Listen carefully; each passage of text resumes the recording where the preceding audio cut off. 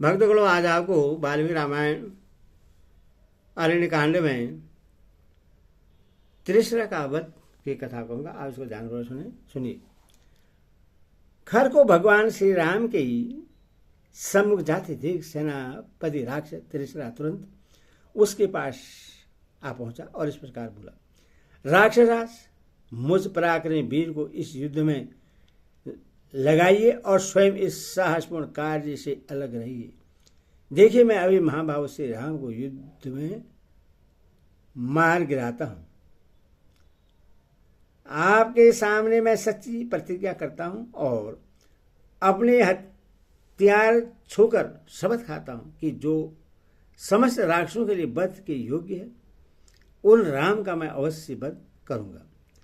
इस युद्ध में या तो मैं इनकी मृत्यु बनूंगा या ये ही संग्राम मेरी मृत्यु का कारण होंगे।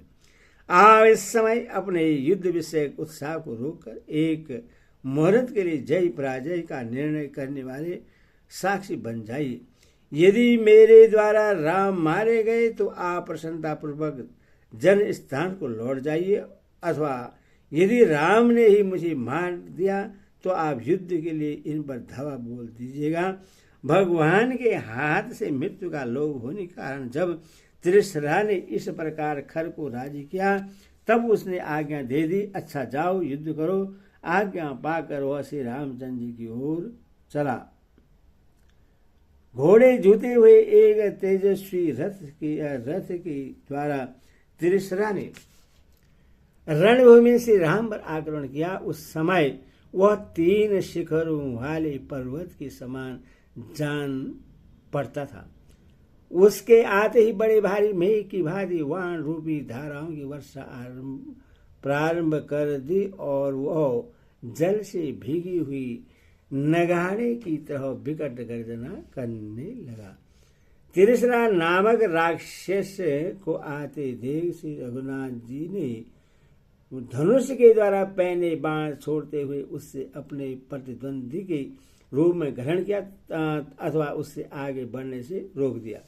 अत्यंत बलशाली श्री राम ने त्रिशरा का वह संग्राम महाबली सिंह और गजराज के युद्ध की भांति बड़ा भयंकर प्रतीत होता था।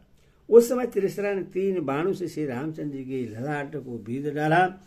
श्री राम उसकी यह उदरता सहन न कर सके, वे कुपित हो रोषावेश में भरकर इस प्रकार बोले, अहो, पराक्रम प्रकट करने में शूरवीर राक्षस का ऐसा ही बल है जो तुमने फूलों जैसी वाणी द्वारा मेरे ललाट पर प्रहार किया था। अच्छा, अब धनुष की डोरी से छूटे हुए मेरे बाणों को भी ग्रहण करो।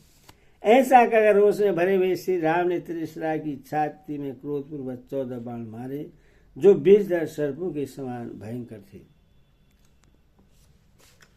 तदनंतर तेजी से रघुनाथ जी ने झुकी गांठ वाले 4 बाणों से उसके चारों घोड़ों को मार गिराया।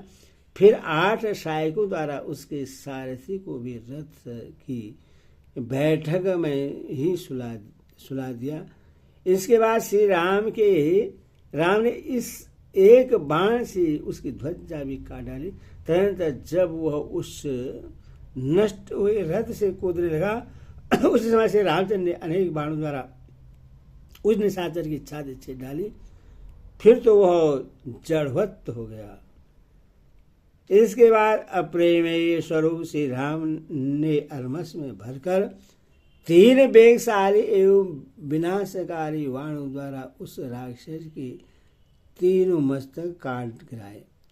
संग्राम में खड़ा हुआ वह निशाचर श्री रामचंद्र जी के बाणों से पीड़ित हो अपने धड़ से भाव सहित रुधिर उगलता हुआ पहले गिरे हुए मस्तकों के साथ ही धराशायी हो गया।